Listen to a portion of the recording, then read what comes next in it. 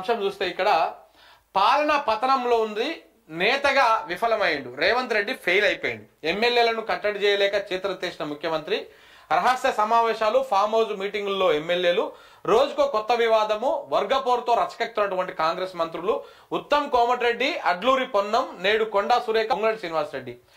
రేవంత్ అసమర్థత వలనే నిత్యం వివాదాలు. కాంగ్రెస్ చరిత్రలోనే విఫల సీఎంగా రేవంత్ రెడ్డి ఉన్నాడు. ఆయన విఫల సీఎమా లేకపోతే కావాలనే ఈ పంచాయతీలు పెట్టేసి ఈ మొత్తము గవర్నమెంట్ ఫెయిల్యూర్ని ఎక్కడ బయట కనపడకుండా, ఇప్పుడు మీరు చూడండి ఇంకొకటి, ఇప్పుడు ఈ నెల ఎన్నో నెల ఇది, దసరా అయిపోయింది. ఇప్పుడు రేపు దీపావళి రాబోతా ఉంది. బేసిక్గా బతుకమ్మ చీరలు ఇస్తా అని చెప్పేసి అప్పుడెప్పుడో ప్రకటించారు. దాని తర్వాత బతుకమ్మ చీరలు అయిపోయినాయి, బతుకమ్మ అయిపోయింది, చీరలు లేవు, ఏం లేవు, ఏం కట్టలేదు. దీపావళికి అది ఇస్తూ అన్నారు, దానికి సంబంధించి చర్చ లేదు. ఇదంతా ఒక టాపిక్. ఇంకొకటి, ఇది 10వ నెల ఇది. ఇక ఆల్రెడీ ఇప్పుడు కోతలు స్టార్ట్ అవుతాయి. ఆనాకాలంలో వేసినటువంటి వరి ఏదైతే ఉందో దానికి సంబంధించినటువంటి కోతలు స్టార్ట్ అవుతాయి. ఆల్రెడీ ముందు వేసినటువంటి వాళ్ళ వర్షాలు కోతకు వచ్చేసినాయి, కోస్తూనే ఉన్నారు. సో ఇప్పుడు అక్టోబరు నవంబర్లో బాగా పీక్స్లో ఉంటాయి వరి కోత కోసుడు. ఇప్పుడు వరి కొనుగోలు చేయాలి. ఏం చేయాలి? వరి కొనుగోలు చేయాలి. ఇప్పటికే యూరియా లేక రైతులు చాలా ఇబ్బందులు పడ్డారు మొన్నటి దాకా, 2 నెలల క్రితం దాకా. ఇప్పుడు ఇక వరి కొనుగోలు ఉంటుంది కదా, ఇప్పుడు పాపం అకాల వర్షాలు. ఇప్పటికే నిన్న ఇక ఆల్రెడీ ఒక వార్త రానే జరిగింది చూడండి. ఇక్కడ ఇగో చూసారా, ఇక్కడ వడ్లు అన్ని నీటిపాలు అయిపోయినాయి. ఉమ్మడి నల్లగొండ జిల్లాలో భారీ వర్షంతో కొనుగోలు కేంద్రాల్లో తడిసినటువంటి ధాన్యం. అప్పుడే కొనుగోలు కేంద్రాలకు ధాన్యం వచ్చింది. నిన్న భయంకరమైనటువంటి వర్షం పడ్డది మొన్న. ఆ వర్షానికి మొత్తము వడ్లనే అడిచిపోయినాయి. కొనుగోలు కేంద్రాల్లో ఉన్నటువంటి వడ్లే ఇవి. ఇంకా బయట కల్లాలలో ఉన్నటివి, పొలం పంట చేను మీద ఉన్నటువంటి ఆగమైనవి, ఇవన్నీ ఇంకా లెక్కలు లేవు. ఆల్రెడీ స్టార్ట్ అయిపోయింది ఇది. ఇప్పుడు దీనికి సంబంధించి ఒక కార్యాచరణ లేదు ప్రభుత్వం దగ్గర. మరి ఎంత దిగుబడి వస్తుంది, వడ్లు ఎన్ని వస్తుంది, మనం ఎక్కడెక్కడ గోదాములు ఖాళీ పెట్టాలి, మళ్ళీ రైతులు ఇబ్బందులు పడకుండా. పోయినసారి ఇబ్బందులు పడ్డారు. యాసంగి వడ్లు కొనండి అని చెప్పేసి రైతులు రోడ్ల మీదకి వచ్చి ఆందోళన చేసిరు. మళ్ళీ ఈసారి ఇప్పుడు ఆనాకాలం మళ్ళీ కొనుగోలు చేయాలి, మళ్ళీ వస్తుంది, ఇంకా 4 రోజుల ఉంది. దాని మీద ఒక సమీక్ష లేదు, ఏది లేదు ముఖ్యమంత్రి గారు. ఎంత వడ్లు వస్తున్నాయి, ఎప్పుడు కొనుగోలు చేయాలి, ఏ రకంగా రైతు ఎక్కడెక్కడ ఏ జిల్లాలో ఎంతెంత ఉన్నది, ఇవి అకాల వర్షాలు వచ్చి ఆగం చేస్తాయి.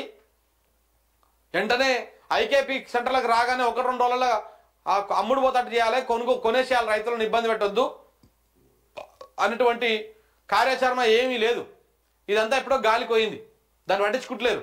ఇంకొకటి ఏంటంటే, పోయినసారి యాసంగిలో కొనుగోలు చేసినటువంటి బోనస్ పైసలు ఉంటాయి కదా, 500 రూపాయలు సన్నోడ్లకు, ఆ బోనస్ దిక్కు దివాన్ లేదు ఇప్పటికీ. ఈ రోజుకి ఇంకా పైసలు పడలే. దీని మీద లేదు, మాట్లాడతలేడు. ఈ మంత్రుల కొట్లాటలు ఇవన్నీ ఎందుకు హైప్ చేస్తూ ఉన్నారు అన్ని మీడియా సంస్థలు అంటే, ఇవేవి కూడా చర్చ రావద్దు కదా.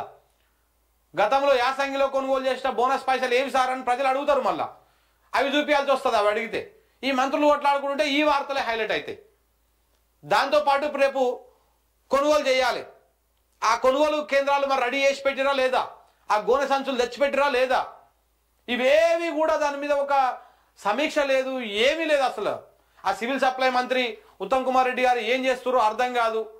ఆయనదో పెద్ద కొత్త దుకాణం, కొత్త వ్యవహారం ఆయనది. ఎప్పుడు ఈయన దిగిపోతాడా, ఎప్పుడు నేను కూర్చుందామని ఆయన చూస్తా ఉన్నట్టున్నాడు. ఇదంతా పోతే ఇక ఇప్పుడు తుమ్మల గారు మాట్లాడుతారు, ఆడ ఈ పంట నెంబర్ 1, ఆ పంట నెంబర్ 1 అని. రేపు డిసెంబర్ నుంచి మళ్ళీ రైతు భరోసా వేయాలి మీరు. మొన్నటి దాకా ఎన్నికలు ఉన్నాయి కాబట్టి మమ్మ అనిపించారు. మరి రేపు వేస్తారా, వేయరా? మళ్ళా అది వేస్తే ఎంతమందిని ఎగ్గొడతారో, ఎంతమంది ఉంచుతారు, దానికి సంబంధించినటువంటి ఒక కార్యాచరణ. మళ్ళీ దానికి డబ్బులు నవంబరు డిసెంబర్ నుంచే స్టార్ట్ అవుతుంది మళ్ళీ. ఎందుకంటే తుకాలు పోస్తారు అప్పుడే. డిసెంబర్లో తుకాలు పోస్తారు, జనవరిలో నాట్లు వేస్తారు యాసంగికి సంబంధించినవి. మళ్ళీ వచ్చేది ఎండాకాలం. భయంకరమైనటువంటి వర్షాలు పడ్డాయి. మన రిజర్వాయర్లు ఎన్ని ఉన్నాయి, మళ్ళీ నీళ్ళు ఇస్తారా ఇయ్యారా ఎండాకాలంలో? మళ్ళా నీళ్ళు ఇవ్వకుండా మళ్ళీ ఎండబెడతారా పంట పొలాలని? 2 ఏళ్ళు ఎండబెడతానే ఉన్నారు. ఎండాకాలం యాసంగి వచ్చిందంటే 2023 యాసంగి ఎండబెట్టిర్రు, 2024 యాసంగి ఎండబెట్టిర్రు, అంటే డిసెంబర్లో వచ్చేది. ఇప్పుడు 25 మరి ఈ యాసంగి ఉంచుతారా, ఎండబెడతారా? ఏదో ఒకటి క్లారిటీ ఇవ్వాలి. రిజర్వాయర్లలో నీళ్ళు నింపమంటే ఈ పంపులు ఆన్ చేయకుండా ఆ పంపులు ఆన్ చేయకుండా ఏదో ఆన్ చేసుకుంటా ఆట ఆడుకుంటా ఏదో కథలు చేసిర్రు. ఇప్పుడు ఏం చేయబోతా ఉన్నారు అనేది కొత్త. అది దాని మీద ఏమన్నా సమీక్ష చేసే అవకాశం ఉంటుందా? ఉండదు. ఇవన్నీ కేవలము మంత్రులు కొట్లాడుకుంటారు. ఇవన్నీ వాళ్ళు కొట్లాడుకోవాలనే చూస్తాడు రేవంత్ రెడ్డి, తెలుసా? వాళ్ళు కొట్లాడుకుంటేనే ఈ ఫెయిల్యూర్స్ అన్ని కూడా ఎవడు మాట్లాడుకోడు అనేటువంటి ఆలోచనలో ఆయన ఉంటాడు. ఇక మనమేమో ఈ వార్తలు చదువుకొని అరే నిజంగా కొట్లాడుకుంటారంట, ఈ లాలు కొట్లాడుకుంటారంట, రేవంత్ రెడ్డి ఫెయిల్ అయిపోయాడని మనం అనుకోవాలి, సంకలు గుద్దుకోవాలి. అంతకుమించి ఏం లేదు ఇందులో. కాంగ్రెస్ సర్కార్ నిర్లక్ష్యం, పత్తాలేని కొనుగోలు కేంద్రాలు, పలు చోట్ల నీట మునిగిన పత్తి వరి పంటలు, రైతుల ఆవేదన, పరిహారం అందించి ఆదుకోవాలని వేడుకోవాలి. ఎక్కడి పరిహారం, ఏం కథ? గా మధ్య మెదక్లనా ఏడా సంగారెడ్డిలనా వరదలు వచ్చే చూసినావా? మన మెదకు కామారెడ్డిలో ఆ భయంకరంగా వరదలు వస్తే అక్కడ పోయి ప్రకటించి వచ్చాడు సారు, హెలికాప్టర్లో పోయి ప్రకటించి వచ్చాడు. ఇప్పటిదాకా వాళ్ళకు నయా రూపాయి రాలే, రూపాయి పైస కూడా రాలే వాళ్ళకు. అప్పట్లో ఎప్పుడో ఖమ్మంలో వరదలు వస్తే వాళ్ళకు ప్రకటించి రాలేదంతే. ఉట్టిన వీళ్ళు షో చేసుడు, మీడియాలో వార్తలు వచ్చుడు తప్ప రూపాయి వచ్చేది లేదు, వాళ్ళని ఆదుకునేది లేదు. ఇగో అన్నీ ఐకేపీ సెంటర్లోనే ఇవంతా కూడా. పాపం ఒడ్లన్నీ తడిసిపోయి మళ్ళీ మొలకెత్తి ఇక అదంతా వజన్ రాక అది రాక ఇది రాక ఆగం ఆగం అవుతుంది.